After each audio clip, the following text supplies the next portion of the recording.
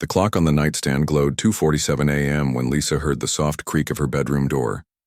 She had been lying awake for the past hour, staring at the ceiling and thinking about the mountain of bills on her kitchen counter. The sound made her heart skip a beat, but only for a moment. She knew exactly who it was. In the dim light coming through her bedroom window, she could see the small figure of her 8-year-old daughter Maya standing in the doorway. The little girl was holding her favorite stuffed bear, the one with the missing button eye that they had been meaning to fix for months. Maya stood there for a few seconds, as if checking to make sure her mom was really asleep. Lisa kept her breathing, steady and her eyes almost closed, pretending to be in deep sleep. She had learned to do this over the past few weeks. If Maya thought her mother was awake, she would whisper an apology and shuffle back to her own room. But if she believed her, Mom was sleeping, she would quietly make her way across the carpet. The hardwood floor had one squeaky spot right near the dresser. Maya had figured out exactly where it was and carefully stepped around it. Lisa watched through half-closed eyes as her daughter moved like a tiny ghost, placing each foot with the precision of someone who had made this journey many times before. Maya reached the side of the bed and stood there for another moment. Lisa could hear her daughter's soft breathing and wondered what was going through that little mind. Was she scared, sad, or just seeking the comfort that only being close to Mom could provide? Without making a sound, Maya climbed onto the bed. The mattress dipped slightly under her small weight. She pulled back the covers just enough to slip underneath, bringing her stuffed bear with her. Lisa felt the familiar warmth of her daughter's small body settling next to her, always on the same side of the bed. This had become their secret routine. Every single night for the past 3 weeks, Maya would start out in her own bedroom. She would brush her teeth, put on her pajamas with the dancing cats, and climb into her own bed surrounded by all her favorite things. Her room was perfect for a little girl, with glow-in-the-dark stars on the ceiling and a small lamp that cast butterfly shadows on the walls. But somewhere between bedtime and dawn, Maya would make her quiet journey down the hallway to her mother's room. She never asked permission. She never woke Lisa up to announce her arrival. She simply appeared like she belonged there, like it was the most natural thing in the world. Lisa remembered when Maya was a baby, how she used to sleep right next to her in a small bassinet.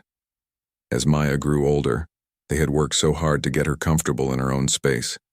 There had been bedtime stories, special blankets, and countless nights of gentle encouragement.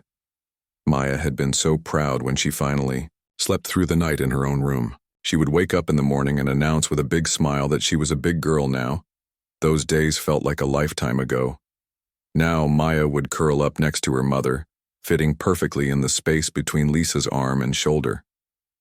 Sometimes, she would whisper things so quietly that Lisa could barely hear them. Little observations about her day, worries about a test at school, or questions about why some things had to change. Lisa would continue to pretend to sleep, but she listened to every word. The truth was, Lisa looked forward to these midnight visits more than she cared to admit. During the day, she had to be strong. She had to smile when people asked how she was doing. She had to pretend that everything was fine, that their new life was just an adventure, that she had everything under control. But at night, with Maya sleeping peacefully beside her, Lisa could finally let her guard down. She could admit to herself that she was scared too. She could acknowledge that some days she felt like she was barely keeping her head above water. The quiet presence of her daughter somehow made everything feel more manageable. Maya never talked about these nighttime visits during the day. At breakfast, she would chat about her dreams, complain about her math homework, or get excited about art class. She would eat her cereal and gather her school books, acting like nothing unusual had happened the night before. It was as if they had made an unspoken agreement to keep this part of their lives private. Lisa had thought about talking to Maya about it. She had rehearsed conversations in her head, trying to find the right words to ask her daughter what she needed, what was wrong, how she could help during the daytime hours, but something always stopped her. Maybe it was because Maya seemed happier and more confident during the day now that she had these quiet moments at night. Or maybe it was because Lisa needed them just as much as her daughter did. The house felt different now than it had a few months ago. It was quieter, but not in a peaceful way. It was the kind of quiet that felt empty, like something important was missing. During the day, they filled that emptiness with activities and conversations, and the busy routine of school and work. But at night, the silence felt overwhelming. Maya's presence changed that. Her soft breathing, the way she would sometimes talk in her sleep, even the small movements she made as she dreamed filled the space with life and warmth. Lisa realized that these midnight visits were helping both of them adjust to their new reality. As Maya settled deeper into sleep, Lisa finally allowed herself to relax. Tomorrow would bring its own challenges, its own questions and decisions and moments of uncertainty. But for now, in the soft darkness of her bedroom, with her daughter safe and close, everything felt exactly as it should be. The clock now read 3:15 a.m., and Lisa knew that in a few hours, Maya would quietly slip back to her own room before the morning alarm went off. They would meet in the kitchen for breakfast, both pretending that nothing had happened, both carrying the secret comfort of their shared night. Lisa started keeping track without really meaning to. At first, she just noticed that Maya's visits seemed to happen around the same time each night. Then she found herself glancing at the clock whenever she heard that familiar creak of the door. 2:30 a.m., 2:45 a.m., 3:10 a.m., always somewhere in those early morning hours when the world felt most quiet and still. She began to understand the pattern. Maya would fall asleep easily enough in her own bed. Lisa would check on her around 10 p.m., finding her daughter curled up with her stuffed bear, breathing peacefully under her favorite blanket with the rainbow stripes. The nightlight shaped like a crescent moon cast a soft glow across the room, and everything looked perfectly normal. But something would wake Maya up in those deep hours of the night. Lisa never heard crying or calling out. There were no nightmares that she could detect, no obvious signs of distress. Maya would simply wake up, and instead of trying to go back to sleep in her own room, she would make that quiet journey down the hallway. During the day, Maya was completely herself. She would bounce out of bed in the morning, chattering about what she wanted to wear to school or asking if they could have pancakes for breakfast. She would pack her backpack with the same care she always had, making sure her homework was in the right folder and her lunch money was in the small zippered pocket. At school pickup, Maya would run to the car with stories about her friends, complaints about the cafeteria food, or excitement about a project they were working on in art class. She laughed at the right times, asked questions about dinner plans, and seemed completely unaware that anything had changed about their nighttime routine. Lisa found this daytime normalcy both comforting and confusing. If Maya was struggling with something, wouldn't there be signs during the day too? Wouldn't she be more clingy or tired or emotional? Instead, she seemed to be thriving in most ways. Her teacher had mentioned at their recent conference that Maya was doing well academically and socially. She was participating in class discussions and had made several new friends. The contradiction puzzled Lisa. How could her daughter seem so confident and happy during the day, yet need the comfort of sleeping next to her mother every single night? She started paying closer attention to the small details, looking for clues she might have missed.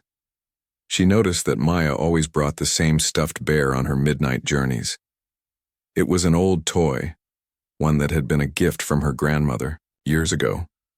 The bear had been through countless wash cycles and had that soft, worn feeling that only comes from being truly loved. Maya had other stuffed animals in her room, newer ones and fancier ones, but she always chose this particular bear for her nighttime travels. Lisa also realized that Maya had developed her own little routine for these visits. She would always enter the room the same way, pausing at the door as if asking permission. She would navigate around the squeaky floorboard with the precision of someone who had memorized exactly where to step. And she always settled on the same side of the bed, curling up in the same position. There was something almost ritualistic about it, like Maya had created her own ceremony of comfort. Lisa began to wonder if this was her daughter's way of processing all the changes in their lives. Maybe this quiet time was when Maya felt safe enough to let down her guard, to be vulnerable in a way she couldn't allow herself to be during the busy daylight hours. Lisa thought about her own childhood, and tried to remember if she had ever done anything similar. She recalled a period when she was about Maya's age when she had been afraid of the dark hallway in their old house. She would sometimes sneak into her parents' room, though she had always been caught and gently sent back to her own bed. Her parents had been loving but firm about maintaining boundaries.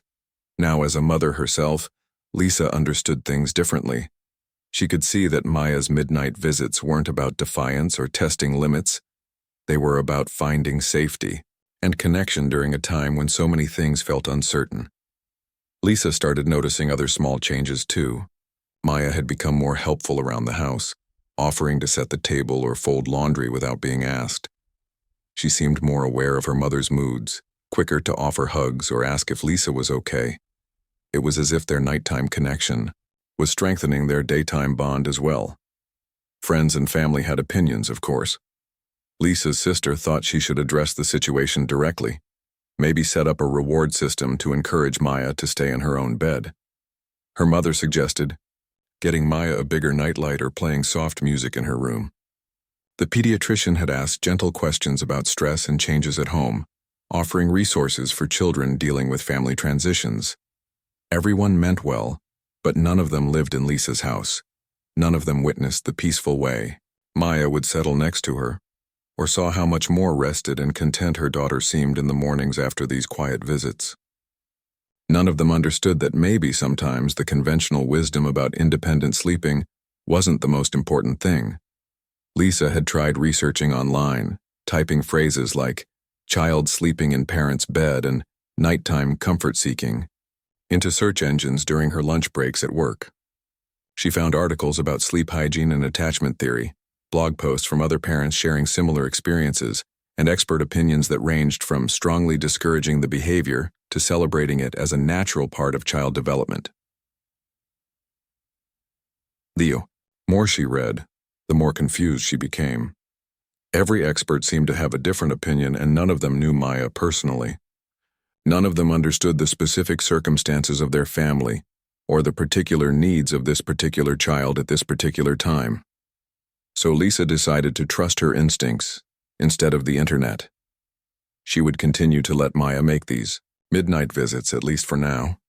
She would pay attention to how her daughter was doing overall, and she would be ready to adjust if things seemed to be getting worse instead of better. In the meantime, she found herself looking forward to those quiet moments in the middle of the night. There was something precious about the way Maya would settle against her, something healing about the shared silence and warmth. Maybe they both needed this time to feel connected and safe. Maybe that was okay. Lisa practiced the conversation in her head at least a dozen times. She would sit in her car after work, gripping the steering wheel, and imagine different ways to bring up the topic with Maya. She tried out various opening lines, testing how they sounded when she whispered them to herself. "Honey, I've noticed you've been coming to my room at night. Do you want to talk about it?" "Maya, sweetie, are you having trouble sleeping in your own bed? Is there something making you feel scared at nighttime?" Each version sounded either too direct or too gentle, too clinical or too emotional. Lisa worried about making Maya feel ashamed or embarrassed about something that seemed to bring her comfort. She also worried about not addressing what might be a sign that her daughter was struggling with something important.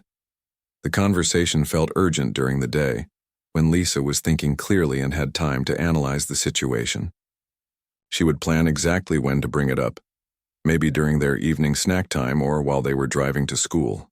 She even bought a parenting book about communicating with children during difficult transitions, hoping to find the perfect script for this delicate discussion.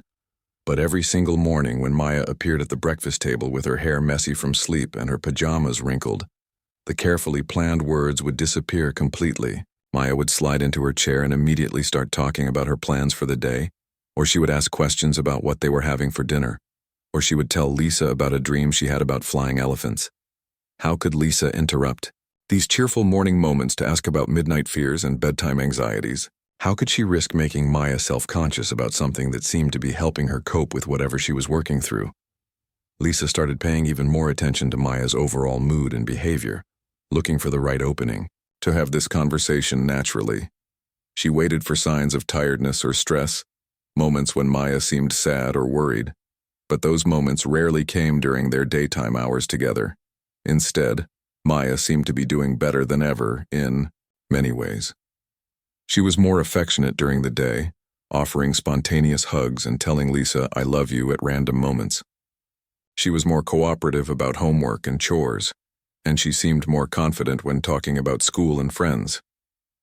Lisa began to wonder if the nighttime visits were actually working exactly as they were supposed to. Maybe Maya had found her own way to process the changes in their family. Maybe she had instinctively created a coping strategy that was helping her feel secure enough to be brave during the day. The thought made Lisa question whether she should interfere at all. If Maya was happy and healthy and doing well in school, if she wasn't showing signs of being overly dependent or anxious, then maybe the midnight visits were a temporary phase that would resolve itself naturally. But then Lisa would talk to other parents at school pickup, and she would hear about their children's independent sleep habits and established bedtime routines.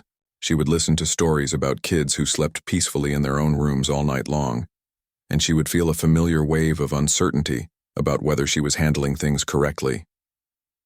One evening, Lisa decided she was definitely going to bring up the topic after dinner. She had rehearsed what she wanted to say, and she felt ready to have an honest conversation about what Maya needed and how they could work together to make sure she felt safe and comfortable. They had eaten spaghetti and meatballs, one of Maya's favorites, and they were sitting at the kitchen table while Maya colored in a new coloring book. The atmosphere felt relaxed and open, perfect for a gentle heart-to-heart conversation. "Maya," Lisa began, her voice carefully casual, "I was wondering how you've been sleeping lately. Are you comfortable in your room?" Maya looked up from her coloring, crayon poised in midair. "Yeah, I like my room. Why?" Lisa felt her carefully planned words getting tangled in her throat. Maya looked genuinely confused by the question, as if sleeping had never been a problem worth discussing. There was no hint of guilt or defensiveness in her expression, just mild curiosity about why her mother was asking. "Oh, no reason. I just wanted to make sure you have everything you need. Maybe we could get you some new glow-in-the-dark stars for your ceiling, or a different nightlight if you want one." "That sounds cool," Maya said, returning her attention to her coloring. "Can we get ones that look like planets?" And just like that, the moment passed. Lisa had chickened out again, choosing to focus on decorating Maya's room instead of addressing the real issue. She told herself that maybe this indirect approach was better anyway. Maybe making Maya's own space more appealing would naturally encourage her to stay there all night. Later that evening, after Maya had brushed her teeth and climbed into her own bed, Lisa sat in the living room and tried to understand her own reluctance to have this conversation. She realized that part of her didn't want Maya to stop the midnight visits. Part of her looked forward to those quiet moments of connection, to the feeling of being needed and wanted. Lisa had to admit to herself that the nighttime visits weren't just about Maya's comfort. They were about her own comfort too. In those peaceful early morning hours with Maya sleeping soundly beside her, Lisa felt less alone. She felt like she was successfully providing something important that her daughter needed. The house felt so different now than it had before. During the day, they stayed busy enough that the changes weren't as obvious. But at night, the silence felt heavier. The empty spaces felt more noticeable. Maya's presence filled some of that emptiness, made the house feel more like a home and less like a place where people used to live. Lisa wondered if she was being selfish by not pushing Maya to be more independent. Was she allowing these visits to continue because they were genuinely helpful for Maya, or because they were helpful for herself? The line between supporting her daughter and meeting her own emotional needs felt blurry and complicated. She decided to give it more time. She would continue to watch Maya carefully, looking for any signs that the arrangement was becoming problematic or unhealthy. She would stay open to having the conversation if Maya seemed to want to talk about it, or if the visits started affecting her daughter's daytime mood or behavior. In the meantime, Lisa would try to trust that sometimes the most important conversations happen without words. Sometimes children know what they need better than adults realize. And sometimes the best thing a parent can do is simply make space for whatever healing needs to happen, even if it doesn't look like what the parenting books recommend. It was a Thursday night when Maya didn't come. Lisa had gotten so used to their routine that she automatically left extra space on her side of the bed. She had even started going to sleep a little earlier, knowing that she would wake up when Maya made her quiet entrance sometime after midnight. But 1 a.m. came and went, then 2 a.m., then 2:30 a.m., which was usually right around Maya's arrival time. Lisa found herself staring at the red numbers on her alarm clock, waiting for the familiar sound of her bedroom door creaking open. At first she felt relieved. Maybe Maya was finally comfortable enough to sleep through the night in her own room. Maybe all of Lisa's worries about creating dependency had been unnecessary. This was what she had wanted, wasn't it? For Maya to feel secure enough to stay in her own space all night long. But as the minutes ticked by, relief turned into something else entirely. Lisa realized she had been looking forward to Maya's visit. She had grown accustomed to the comfort of her daughter's presence, to the way Maya would settle next to her and fill the quiet house with soft breathing and warmth. By 3 a.m., Lisa was wide awake and restless. She kept listening for footsteps in the hallway, for the sound of Maya's bedroom door opening. Every small noise in the house made her heart jump with anticipation, only to be disappointed when it turned out to be the refrigerator humming or the house settling. At 3:30 a.m., Lisa couldn't stand it anymore. She quietly got out of bed and tiptoed down the hallway to Maya's room. The door was slightly open, just the way Maya always left it. Lisa peeked inside and saw her daughter sleeping peacefully in her own bed, arms wrapped around her stuffed bear, breathing deeply and evenly. The nightlight, shaped like a crescent moon, cast the same gentle glow it always had. Maya's blanket with the rainbow stripes was pulled up to her chin, and her hair was spread across the pillow in a way that made her look even younger than her 8 years. Everything looked exactly as it should. Lisa stood in the doorway for several minutes just watching Maya sleep. She felt a strange mixture of pride and loss. Pride because Maya was clearly feeling secure enough to stay in her own room. Loss because Lisa realized how much she had come to depend on those midnight moments of connection. She went back to her own room but couldn't fall asleep. The bed felt too big and too empty. The house felt too quiet. Lisa found herself missing the small sounds Maya would make in her sleep, the way she would sometimes murmur soft words that never quite made sense, the way she would shift positions and accidentally kick Lisa's leg under the covers. Lisa had never realized how much those nighttime visits had been helping her too. During the day, she had to be strong and capable. She had to make decisions and solve problems and act like she had everything under control. But at night, with Maya sleeping beside her, Lisa could let her guard down. She could admit to herself that she was still figuring things out, still learning how to navigate their new life. The next morning, Maya appeared at breakfast looking well-rested and cheerful. She chatted about a book she was reading at school and asked if they could make cookies over the weekend. She seemed completely unaware that anything had changed about their nighttime routine. Lisa watched her daughter carefully, looking for any signs of what had made the difference. Maya didn't seem anxious or upset. If anything, she seemed more confident than usual. She talked about a presentation she had to give in class later that week, something that would have made her nervous just a few weeks ago. "Are you looking forward to your presentation?" Lisa asked, trying to keep her tone casual. "Yeah, I think it'll be fun," Maya replied, taking a big bite of her toast. "I'm going to talk about dolphins. Did you know they can recognize themselves in mirrors?" Lisa smiled at her daughter's enthusiasm, but part of her felt sad. Maya's growing confidence was exactly what Lisa had wanted to see, but it also meant that Maya was becoming more independent. She was learning to handle her worries and fears without needing to seek comfort in her mother's bed.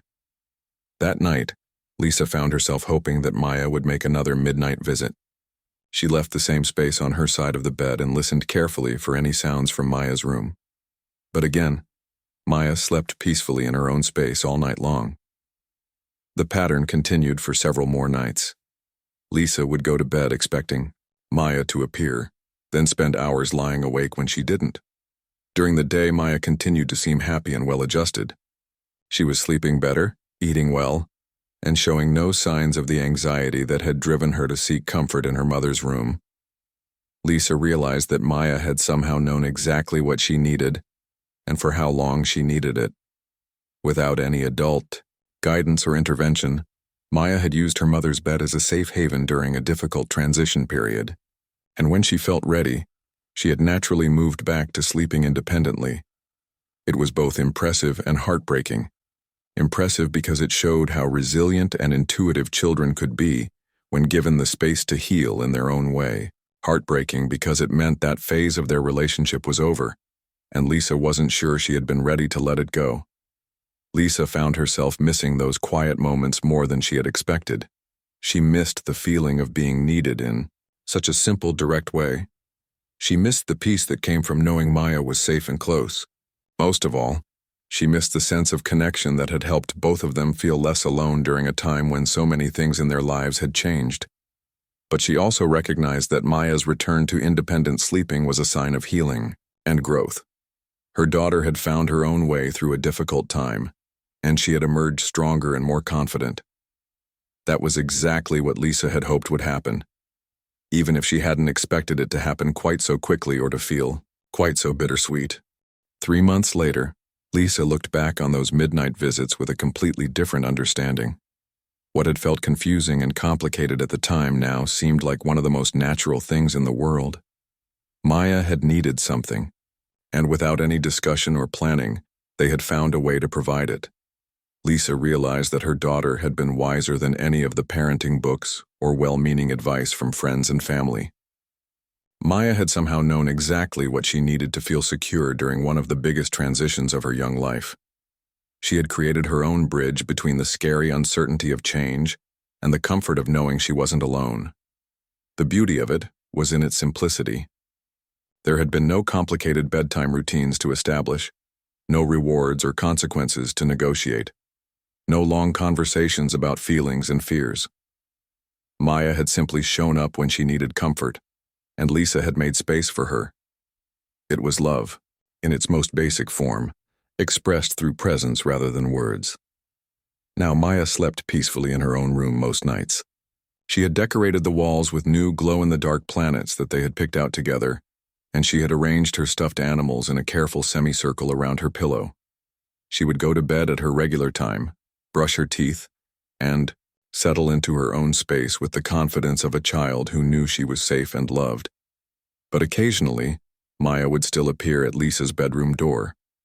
It might be during a thunderstorm, when the rain was hitting the windows hard and the wind was making the house creak in unfamiliar ways. Or it might be after a particularly challenging day at school, when she had struggled with a test or had a disagreement with a friend. These visits were different now. Instead of the regular, almost automatic routine they had shared for those few weeks, Maya would actually knock softly on the door or whisper "Mom" from the doorway. She seemed to understand that she was asking for something special, not just following a pattern, and Lisa's response was different too. Instead of pretending to be asleep, she would lift the covers without hesitation and say, "Come here, sweetie." They would sometimes talk quietly about what was bothering Maya, or they would simply lie together in comfortable silence until Maya felt ready to go back to her own room. These occasional visits felt healthy and natural in a way that the nightly routine hadn't quite achieved. Maya was learning to identify when she genuinely needed extra comfort, and Lisa was learning to provide it without worrying about creating unhealthy dependencies. They had found a balance that worked for both of them. Lisa also understood now that those midnight visits had been as much about her own healing as they had been about Maya's. During those weeks, Lisa had been struggling with her own fears about their family's changes. She had been questioning her ability to provide everything Maya needed, worrying about whether she was making the right decisions, feeling overwhelmed by the responsibility of raising a child on her own. Having Maya close during those vulnerable nighttime hours had reassured Lisa that she was still her daughter's primary source of comfort and security. It had reminded her that despite all the changes in their family structure, the bond between them remained strong and unbreakable. Lisa had learned something important about trust during those weeks. She had learned to trust Maya's instincts about what she needed, even when it didn't match conventional wisdom about children's sleep habits. She had learned to trust her own instincts about when to provide comfort and when to step back. Most importantly, she had learned to trust that love could find its own way of expressing itself, even without perfect plans or expert guidance. The experience had changed how Lisa approached other challenges in their lives too. When Maya struggled with a difficult friendship at school, Lisa remembered to make space for her daughter's feelings without immediately trying to fix everything. When Maya felt nervous about joining a new after-school activity, Lisa offered support while allowing Maya to work through her anxiety in her own way and at her own pace. Lisa also found herself more patient with her own process of adjustment. She stopped expecting herself to have all the answers right away or to handle every situation perfectly. She learned that healing and growth often happened gradually, in small moments of connection and understanding rather than through dramatic breakthroughs or perfect solutions. Their relationship had deepened during those midnight weeks in ways that Lisa was still discovering. Maya seemed more willing to share her thoughts and feelings during the day, more comfortable being vulnerable when she needed help or comfort. Lisa felt more confident in her ability to read Maya's emotional needs and respond appropriately. Thus, house felt different now too. It wasn't the same as it had been before all the changes in their family, but it wasn't the hollow, empty space it had felt like immediately after their transition either. It had become something new. A home that belonged specifically to the two of them, filled with their own traditions and rhythms and ways of caring for each other. Lisa realized that those midnight visits would always be a special memory for her, a reminder of a time when she and Maya had found exactly what they needed in each other's presence. It had been a gift they had given each other during a difficult time, a demonstration of how love could adapt and find new ways to provide comfort and security. Sometimes, when Lisa was having trouble sleeping or feeling worried about something, she would remember the peaceful feeling of those nights when Maya would settle beside her. She would think about her daughter's quiet breathing, and the way her small hand would sometimes reach out in sleep to make sure Lisa was still there. Those memories reminded Lisa that the most profound acts of love weren't always the most dramatic or complicated ones. Sometimes love was as simple as making space in your bed for someone who needed to feel less alone. Sometimes it was as basic as being present, being willing to adjust your expectations, and trusting that people you love know something about what they need to heal and grow. Maya was thriving now in ways that made Lisa proud every single day. She was confident at school, kind to her friends, and creative in her approach to solving problems. She was also still the loving, affectionate daughter who would curl up next to Lisa on the couch during movie nights or ask for extra hugs when she felt sad or scared. The difference was that now Maya came to these moments of closeness from a place of strength rather than need. She chose connection because it felt good, not because she couldn't manage without it. And Lisa could offer comfort and affection without worrying that she was preventing her daughter from developing independence and resilience.